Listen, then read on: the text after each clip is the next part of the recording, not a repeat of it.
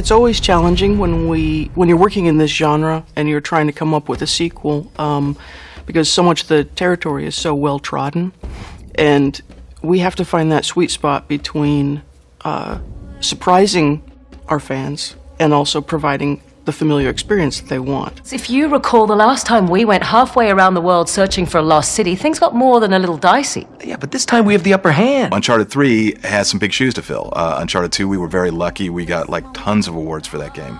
It's sort of like, where do we go now, you know? What the hell? Let's do it.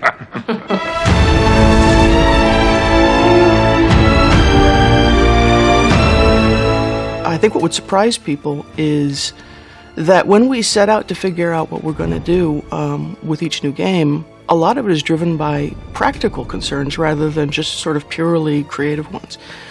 People probably imagine we sit there and just sort of blue sky story and things like that, and actually what we do is we think, all right, where have we not been? What technologies have we not pushed? What would challenge us as game developers? And what are some really awesome set pieces that would blow people's minds? And then we kind of write the story around that. And that sounds almost like an embarrassing admission, but I think it's the way it should be done. All right, what is all this Seriously, crap Nate, you're why giving don't you me just about complain Sully? with me? Those guys are not here for historical research, and neither are you. It's like right brain, left brain, where one part is like dealing with the aesthetics and what you're trying to go for creatively, and the other part, of course, is like how to realize that. And, you know, that's usually a lot of problem solving. So you have to kind of like bring those together in a way that you get the most bang for the buck and get things to really come alive in the game. From the very beginning, when we're coming up with a story, it's not just Amy, it's Amy and myself and Justin and Taylor and Richard and other people putting in their 2 cents for ideas, and the entire company really participates in that process. But even then, once we get to the stage, it's Amy's script, but then it's the actors' own input into their characters that influences the way that we end up doing the performances. Drake, we must go, now! Yalla! Never a dull moment, huh, Sully? Why change now? Yeah!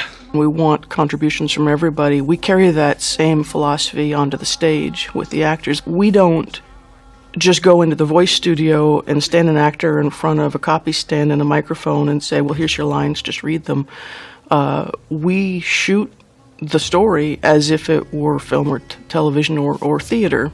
And of course that means the actors get to sort of settle into their characters as well. They genuinely enjoy working together. And, you know, again, some of the best moments are completely improvised by them. And I will always give them credit for that. And some of the most sort of touching moments are because these aren't people that just met, you know. They've known each other for 5 years and they actually have this relationship. You have these actors who have played these characters now for the 3rd game in a row, and they know these characters. They've helped build these characters really from scratch.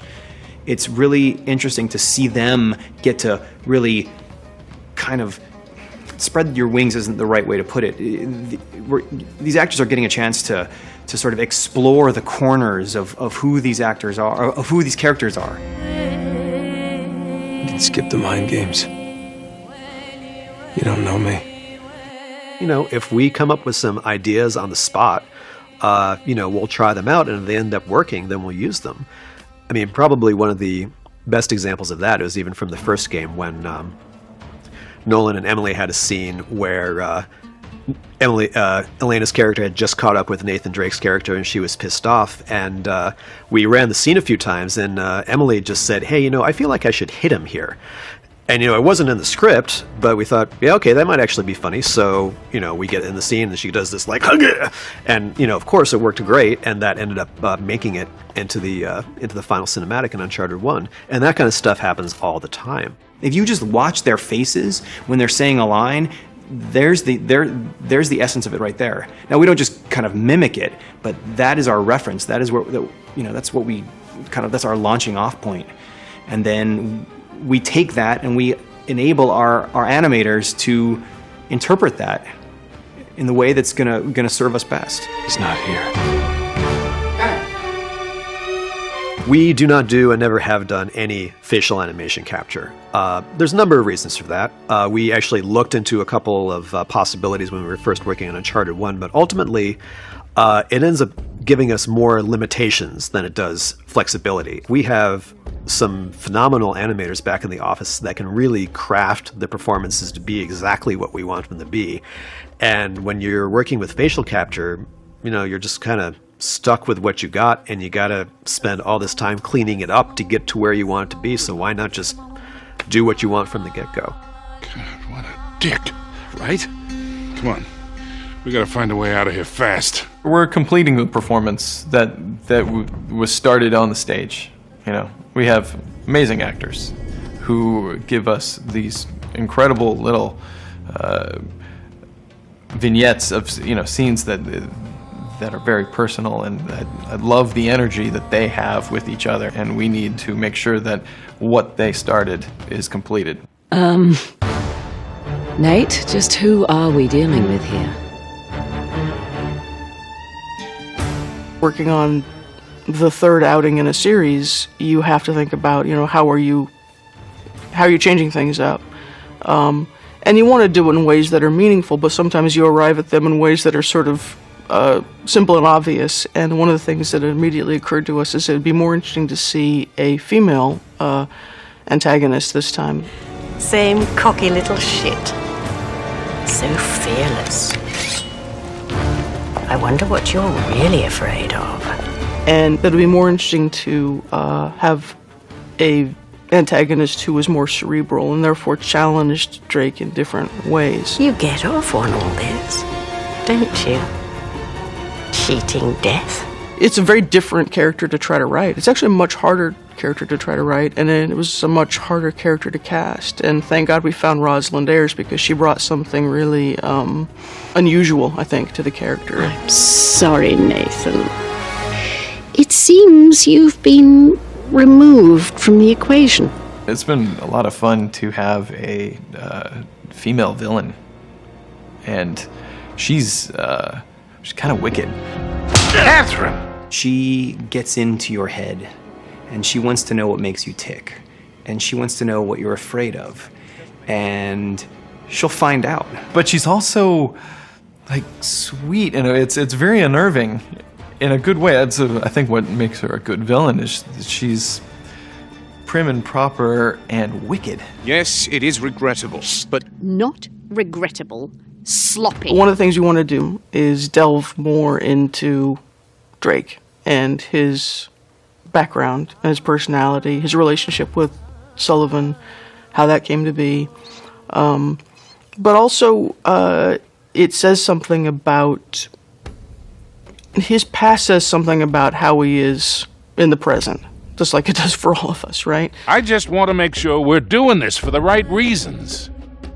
You got your pride all tangled up in this thing. It's making you reckless.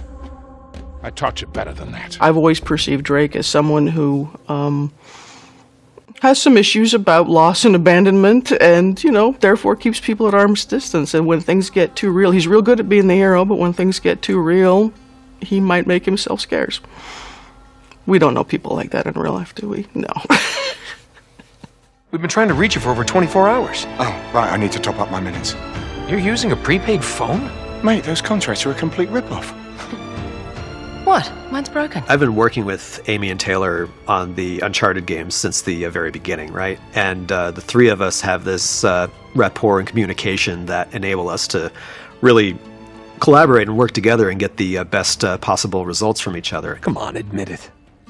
You love all this as much as I do. Naughty Dog is, I think, very unusual in the fact that we've actually grown to be a pretty large developer, but we've retained that sort of garage shop mentality and really collaborative spirit and a very, very flat hierarchy. There's not a lot of management or order or organization. It's mostly just sort of seat of the pants chaos, to be honest. Well. It's cute. What? Because it's a well. Shall we? We don't have a typical structure where we have a producer that kind of goes around and coordinates all the various aspects of the game. And ultimately, what you see in the end result in the cinematics is really the product of dozens of different people's ideas and vision. It's not just one person saying it's my way or the highway. Everything goes in.